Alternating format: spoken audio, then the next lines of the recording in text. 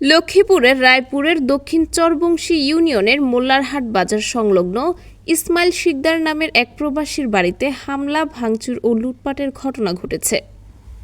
জমি সংক্রান্ত বিরোধকে কেন্দ্র করে স্থানীয় দুলাল মোল্লা, বাদশা মোল্লা, ইউনুস মোল্লা সহ 10 থেকে 12 জনের বিরুদ্ধে এই অভিযোগ উঠেছে।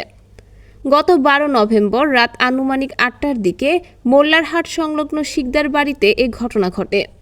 অভিযোগে জানা যায়, অভিযুক্তরা অতর্কিত হামলা চালিয়ে ঘরবাড়ি, শৌচাগার সহ বিভিন্ন স্থাপনায় ব্যাপক ভাঙচুর চালায় এবং ঘর থেকে মূল্যবান আসবাবপত্র লুট করে।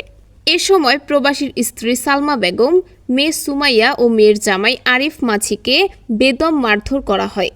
তাদের মধ্যে 3 জন গুরুতর আহত হলে ঘটনাস্থলে পুলিশ পৌঁছে তাদের উদ্ধার করে লক্ষ্মীপুর সদর হাসপাতালে ভর্তি করে। আহতদের মধ্যে সালমা একজন এখনও হাসপাতালে চিকিৎসাধীন রয়েছেন। এদিকে অভিযোগ অস্বীকার করে দুলাল মোল্লা বলেন, এরকম কোনো ঘটনা ঘটেনি, উল্টো তাদের লোকজনকে মারধর করা হয়েছে। এ বিষয়ে হাজিমারাপাড়ি পুলিশ তদন্ত কেন্দ্রের ইনচার্জ মোহাম্মদ আমিনুল হক জানান, ঘটনার বিষয়টি অবগত আছি।